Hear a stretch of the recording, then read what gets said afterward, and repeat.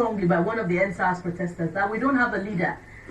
If I recall, the musician Falz, Larry Falano, said categorically that we don't have a leader. Now, do you think that that lack of representation of the youth amid the NSAS protests worked against the movement?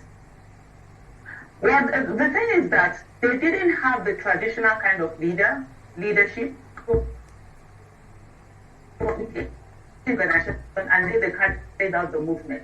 If I would say to you, the part that didn't have leadership was the Nigerian government. The Nigerian government did not show any form of leadership, but the protesters did. And why they did this, and I love the way they went about their goals, was the fact that they learned from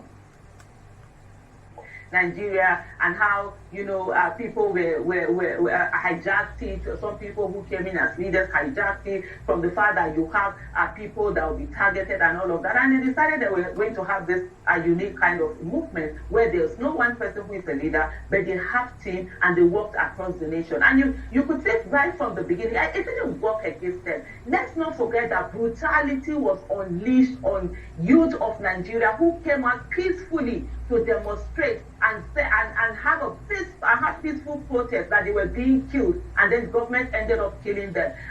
Today I saw a report whereby some bandits in Katsina State came to lay down their weapons, two of them, in the government house, in the state house. So this is what happens in Nigeria. When you come out for peaceful protest, you are shot at, you are killed. When you come at the state and you kill people, you maim people, actually welcome and you're celebrated, and that's the big problem. So for them, what did they do? They were negotiating, they were also protesting, they were multitasking. On the 9th of October, was that the 9th of October? On the 11th, no, rather, on the 11th of October, when the police said that they had disbanded SARS, and the IG of police brought out 5 things that it is, what it meant by this disbandment. What happened that same day? They brought out 5 for 5. What more kind of leadership do you want beyond that? On the 19th of October, they brought out implementation of the 5 for 5. They actually told, since the government wasn't showing leadership, they didn't know what to do beyond just saying that, oh, we've accepted it and sending in thugs and police to harass them. They gave the action the government needed to take, the action that needed to be taken immediately, the action that the short to mid-term actions that needed to be taken, and medium to long-term actions that needed to be taken. So there was always leadership. It didn't work against them. Let's not change history while we are still living in it. Really? Use thoughts to attack them. Really? I ask again about this lack of central leadership. Did it create room for the NSAS movement to be infiltrated? I say this because I want to ask, based on allegations, now mark my words, allegations, that certain interests began to fund the movement, i.e., some groups, the feminists, who were given account of funds being received for the promotion of the NSAS movement. Where did those funds come from? There are other allegations that certain interests from outside Nigeria were also beginning to fund the NSAS movement. Now, if there had been a central leader, a single representation of the movement, would that have helped for a sort of unified or coordination of the movement, such that it would not have been infiltrated by those who did not particularly have the interest of a stabilized Nigeria at heart? Bukola, let me repeat again. There was no infiltration of the NSAS movement. If we're going to have a conversation, let's do. If you keep insisting on your point, then there's no need for this conversation. You can tell the viewers what they need to do. Because I'm being interviewed here, and I've said to you there's no infiltration. If you interview the person who is telling you there's infiltration, then you can continue to have that conversation. So let it be on record, and I hope this is not edited anywhere, that Aisha Yesufu, I'm saying there was no infiltration.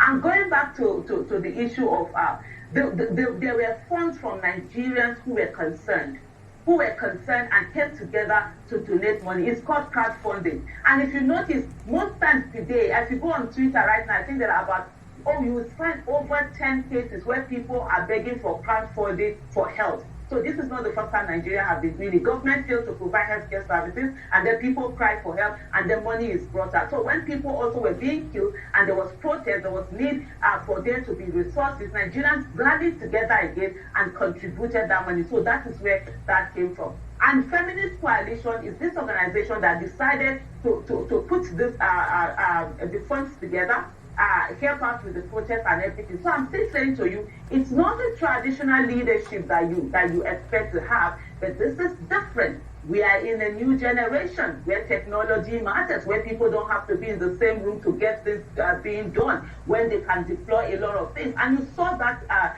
organization. If there was no leadership, there wouldn't have been organization with the NSAS protest.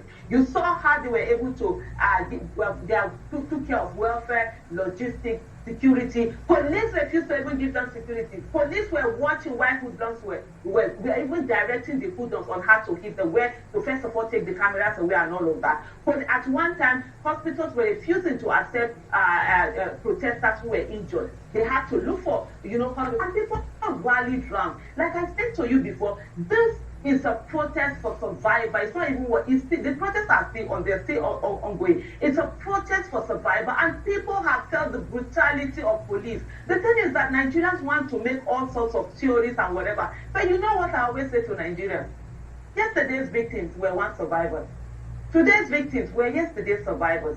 Tomorrow's victims will be today's survivors. And let's also know that those who have been killed by SARS will not be killed again. They are already dead. The next to be killed are those of us who are alive. And the question I always ask is, who is next? Because the victim card is going around. It is looking for who to follow. And being a victim in Nigeria today, it's no longer a matter of if, it's a matter of when. So when people are looking for all this conspiracy theory to talk about, come on. There's no protest that I have been at that nobody had ever said that. I've not heard that, it's sponsored one way or the other. That's the normal thing that many people say. But at the end of the day, they refuse to focus on the issue. The issue we are talking about here is police brutality, which is still going on right as we're speaking.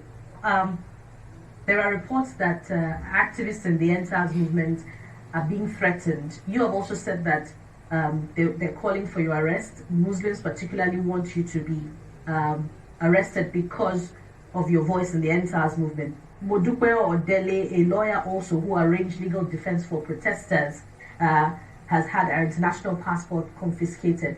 Now, please elaborate more on that. What exactly is the nature of these threats, and who are the other activists who are having their lives threatened? Well, there are quite a number of activists that, first of all, even beyond before I start with the threats to life, is the issue of bank accounts being blocked. And there are quite I'm not going to mention their names here. When they want to, they would, there are. And if they want, I'll be comfortable for them to talk about, because this is their own personal issue. But on the distance, we have reports of accounts that had been blocked, even right from when the marches, about more than 2 hours, let's say 2 weeks ago now, some accounts were already blocked. Maybe by the time they see that hashtag, because of course, in terms of accountability and transparency, when monies were being transferred, they had to mark it what it was for, and some of them were flagged. One of the organizers here in Abuja, who was liaising with the Feminist Coalition in Lagos, her account was actually blocked. She even had to now use her own personal money from other accounts to solve the problems that needed to be solved. Remember that there was a central place where this money was coming from, treating people who were sick and logistics and everyone, even though even people within the different states were also contributing. And that even reminds me, in the case of Mo, her passport, we all have seen that. It's been on the news. Her passport was confiscated by the government. She was supposed to travel out. And then there's a purported list that is out there that names of people that the government have put on no travel ban. And forgetting that some people, they travel a lot, and they put a list there. They have a list out there where for people they put on a ban. I hope my name is on that list, and I hope they have my surname spelled correctly.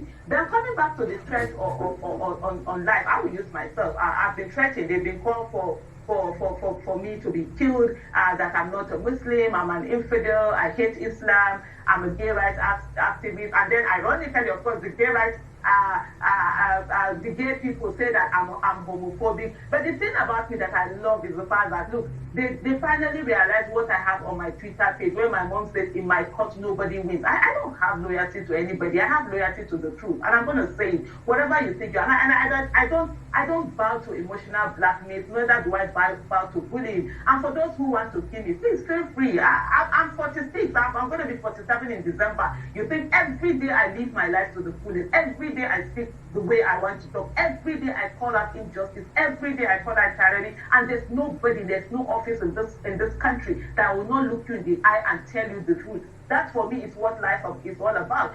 For me, death will be when I'm unable to speak against injustice because I'm afraid to die. So, hey, it's either you get a bullet on your head, or you die lying down, or you get a disease and you die from that disease. I would rather die standing. Aisha, why would the Islamists call you a gay rights activist? Have you expressed sentiments in favor of the gay rights people in the past?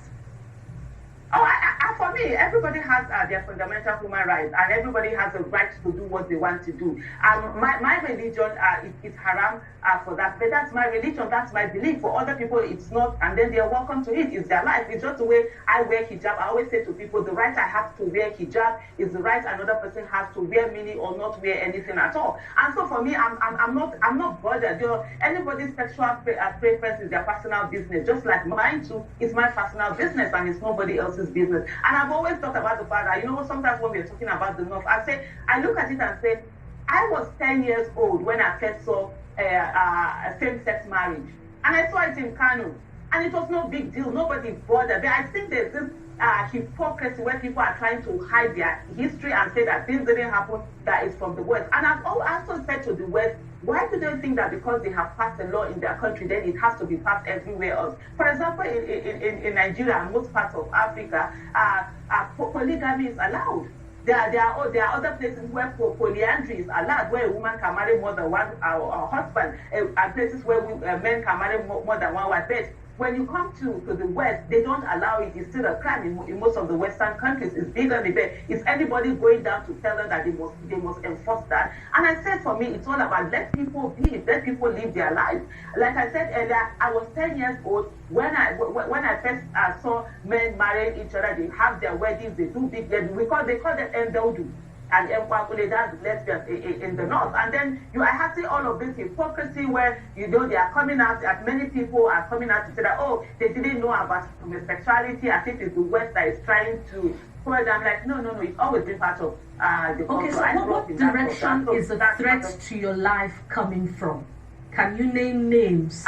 And what forms are these threats taking? And collectively, how are the NSAS activists who are being threatened, how are they handling it? For some, first of all, on the issue of naming names, one of the things I'm very bad at is I'm very poor with names, but there are two an actress who, although she has deleted this thing, came out with one of the threads. Then there's another actor who did. And then there's there's somebody else who came and castigated me. I didn't even bother to listen to the end of the video that he did. Something Honorable Zipa, I can't remember his name. The one from Jigawa State who speaks English. I was saying one time the economy is doing like this. I can't remember. I'm very poor with names anyway. He also had some very hard things to talk about. But I'm not bothered. They have their mouths. Unfortunately, it wasn't what I wanted to be, but I am now a public figure, and anybody that wants to criticize me, please feel free. As far as I'm concerned, insults and praises are people's opinion, and they have a right to it. In the case of other activists, there are quite a number, yes, who have gotten all of those threats. Some of them are quite young. They've never understood that the Nigerian government can be this brutal, and so they are fearful. But in spite of being fearful, they're also defiant. that no matter what, and that's where, you know, I love the slogan that came out of this NSAS, we move. The way they will say it, especially this Abuja NSAS protesters, they call themselves coconut head. They are the real coconut head generation. They move, they keep going. In spite, and you know, when they say courage, it's not that you don't have fear, but in spite of the fear, you keep going on. And that's what a good number of them have been doing. Now, the presupposition is that the NSAS protests is supposed to be a peaceful protest. And indeed, throughout the movement, it was peaceful. But are you aware that there are some accounts particularly on Twitter, who also promote the NSAS hashtag, but they subscribe to violence and have the NSAS main voices, i.e. you, i.e. the musician again, have you condemned that subscription to violence, that embrace of violence? The fact, you know, you talk about the proposition being that NSAS movement is peaceful. The fact is that NSAS movement is peaceful and is still peaceful. And the fact that you have different people with hashtags, there are accounts that are paid by government, they call them trolls. And I'm saying this one, if NBC has any issue, this is Aisha Yesufu talking, it's not TVC that is talking. The greatest purveyor of fake news in Nigeria is the Nigerian government. And this is a statement Aisha Yesufu takes responsibility of. If there's any finding, come and meet me. And we have accounts that are, they call them, what's the name they call them on Twitter, that troll bot accounts that troll people, and they are under the pay of government, and they put them into put out this fake news and misinformation. So those are, maybe one, you could do an investigation. Would you like to mention some of the names of those accounts?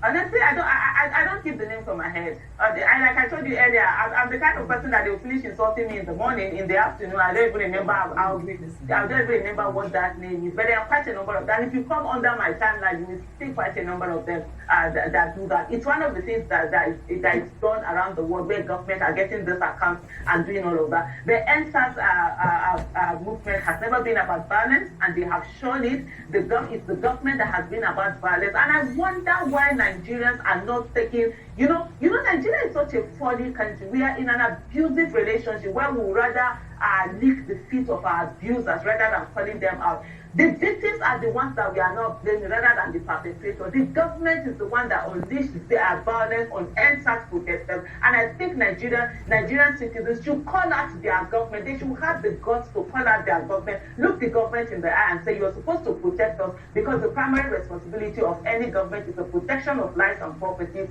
and not to kill people with impunity and deny that. So it's not about NSAS protesters being violent. Take it back to the government. Like I say again that government is the one sponsoring those accounts that troll is an allegation that you don't have evidence.